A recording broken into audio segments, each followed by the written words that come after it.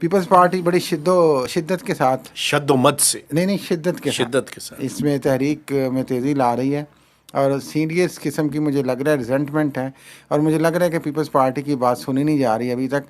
یہی وجہ ہے کہ اب ریسنٹلی پی ٹی آئی نے بھی ایک ریزولوشن موو کر دی ہے، اور انہوں نے کہا جی کہ ان پہ بحث کریں. P T I Peoples Party نے اس کو سپورٹ کیا ہے.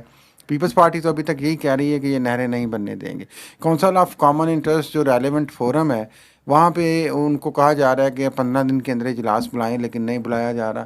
نہ آپ کو پتہ ہے وزیر اعظم ٹس سے مس نہیں ہوتے جب تک کہ انہیں کچھ کہا نہیں اچھا جاتا. ایک بات میں بھی آپ کو بتا دوں، صدر مملکت ابھی تک اسلام آباد تشریف لے کر نہیں آئے. ظاہر ہے وہ تو ابھی ہسپتال سے گھر شفٹ ہوئے ہیں نا یار، تو کچھ دن لگیں گے نا.